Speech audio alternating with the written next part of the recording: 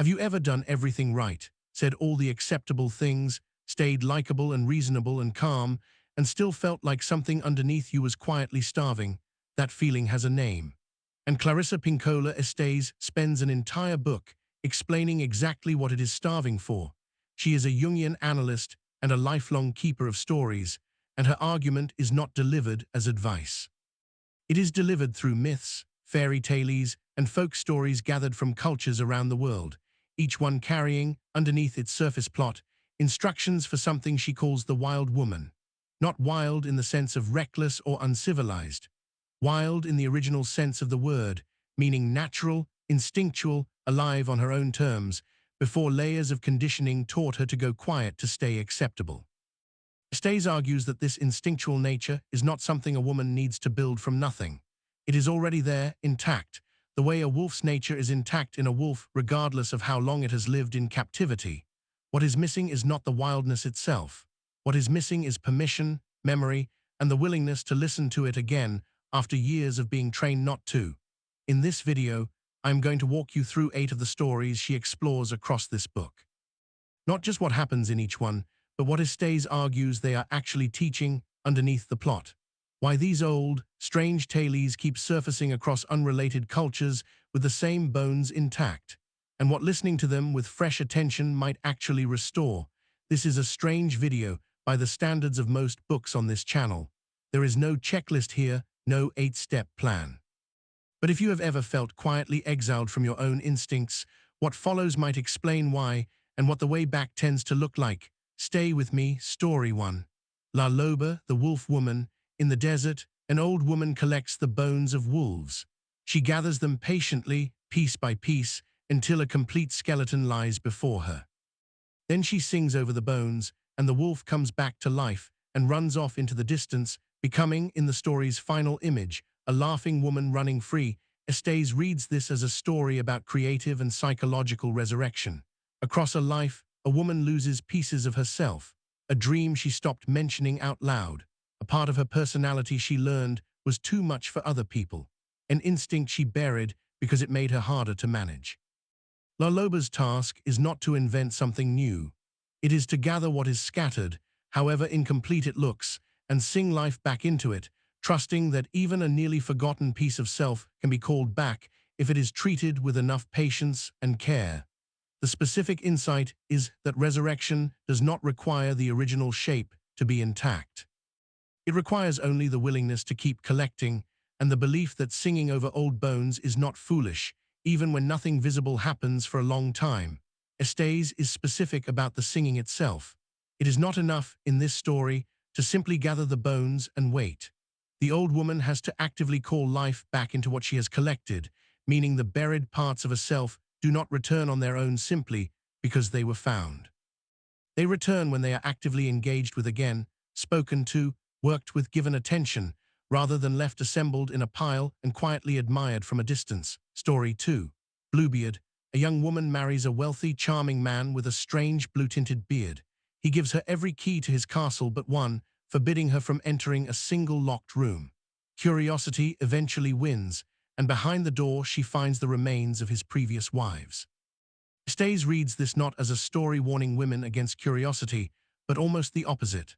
The real danger in the story was never the locked door.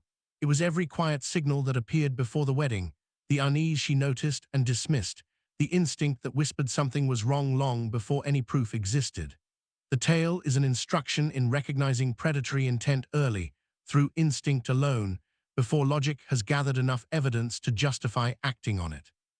The specific mechanism Estés highlights is that instinct almost always arrives first, and is almost always talked out of itself by politeness, self-doubt, or the desire to give someone the benefit of the doubt.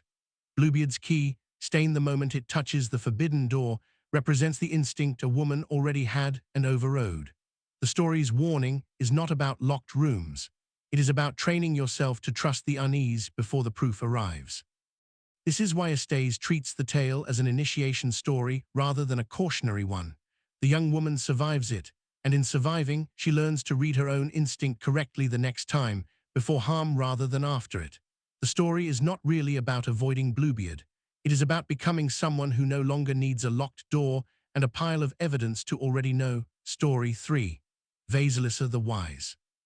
A young girl is sent by her cruel stepmother into the dark forest to fetch fire from the terrifying witch Baba Yaga, a task designed to end in her death. Before she leaves, her dying mother gives her a small doll, telling her to feed it and consult it whenever she is lost. Estés reads the doll as intuition itself, small, easily dismissed, and yet more reliable than any amount of overthinking. Vasilisa survives every impossible task Baba Yaga sets for her, not through cleverness or strength, but by quietly asking the doll what to do and trusting the answer completely, even when it makes no rational sense at the time. The specific lesson is that intuition, like the doll, requires feeding. It has to be consulted regularly, in small decisions as well as large ones, or it grows faint from disuse exactly when it is needed most. Vasilisa's forest is not really about a witch. It is about what happens to a woman who has kept her intuition fed against a woman who has let her starve quietly for years. Notably, the doll never does Vasilisa's work for her. It advises, and she still has to act, still has to walk into the dark forest and complete the terrifying tasks herself. Intuition, in this reading, is not a substitute for courage. It is simply a more reliable compass for aiming that courage correctly. Story 4. The Ugly Duckling.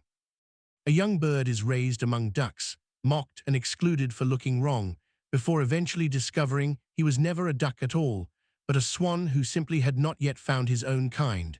Estés reads this as a story about psychic homelessness, the specific loneliness of trying to belong somewhere that was never actually your home. The duckling did nothing wrong.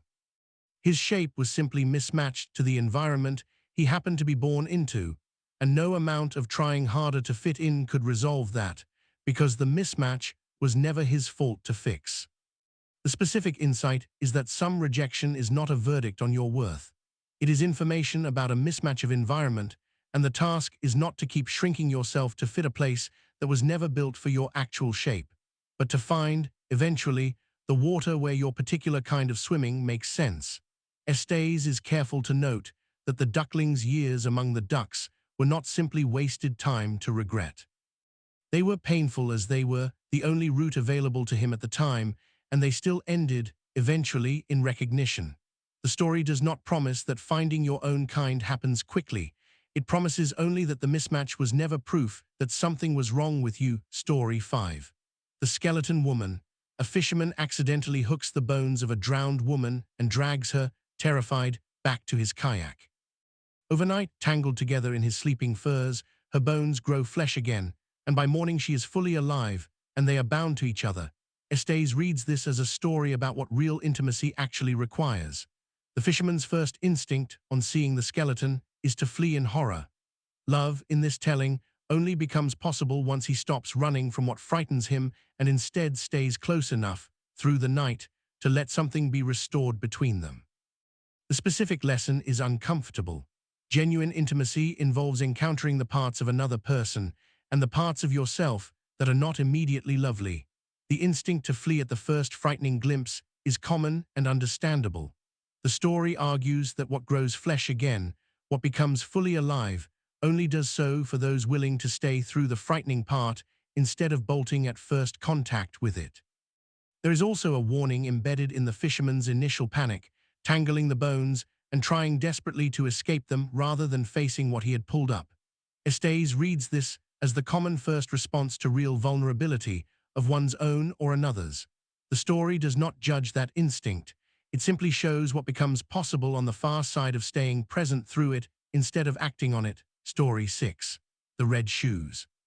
A poor girl acquires a pair of beautiful red shoes and cannot stop dancing in them, even as the dancing becomes compulsive, exhausting, and eventually destructive, continuing long after she wants it to stop. Estés reads the shoes as anything adopted from outside the self that promises identity or belonging, but that was never actually chosen freely to begin with. The danger is not beauty or desire themselves. The danger is desire borrowed wholesale from someone else's definition of what a woman should want, worn without question, until it takes over completely and cannot be removed by will alone. The specific warning is about compulsion disguised as desire.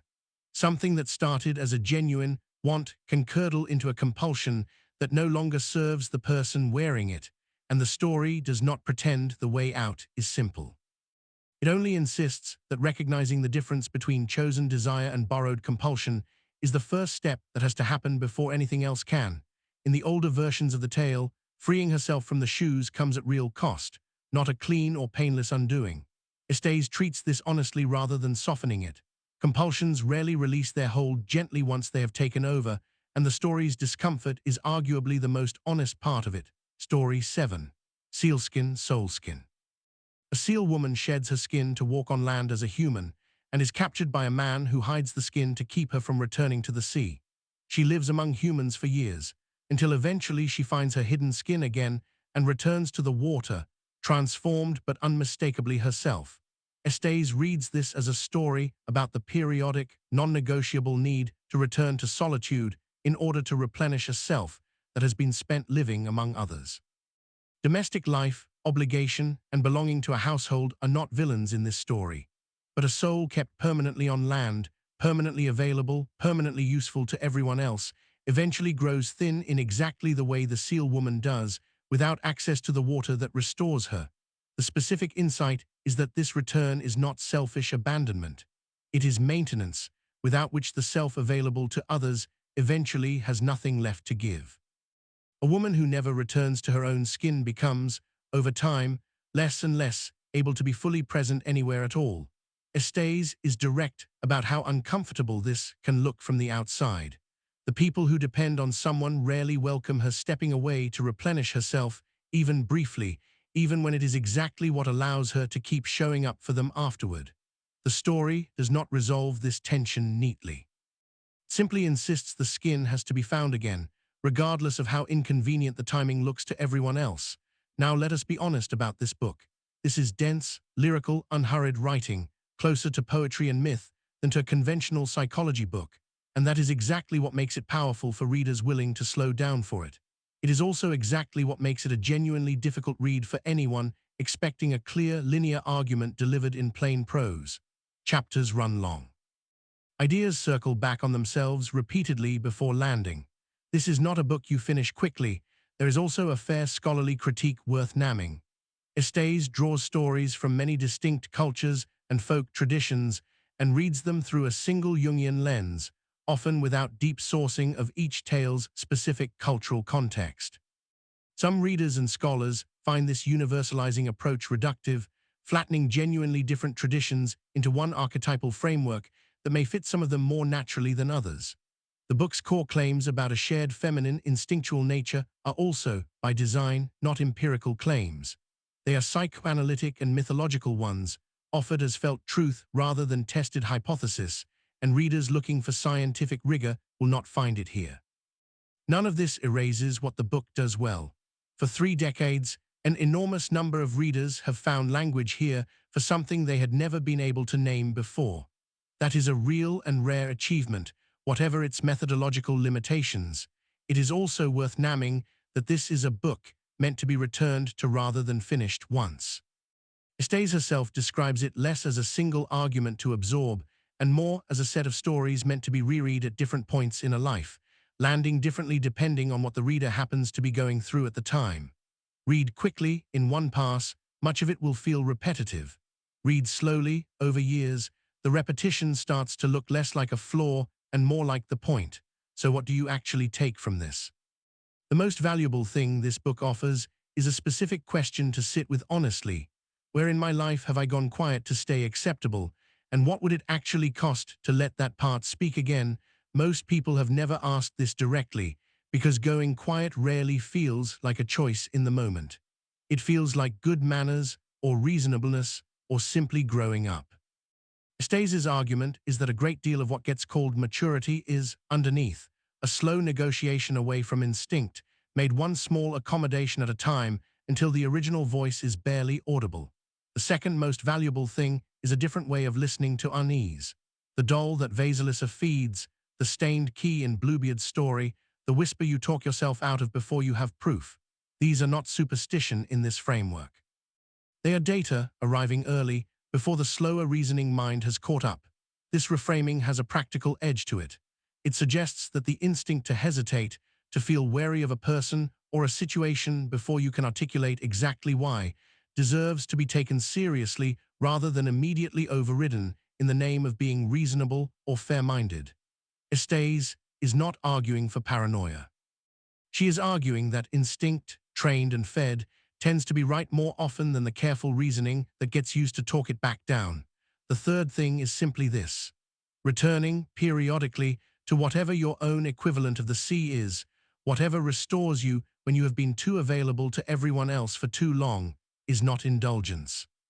It is the maintenance a self actually requires in order to keep showing up as itself, rather than as a thinning imitation of itself, for everyone who depends on it. That is the actual offer of this book. Not a program, not a plan with steps, a different way of listening to instincts that were never actually gone, only quieted. What you do with that listening is entirely up to you. Thanks for watching all the way through. The wild woman was never lost. She was only waiting for you to stop apologizing for her.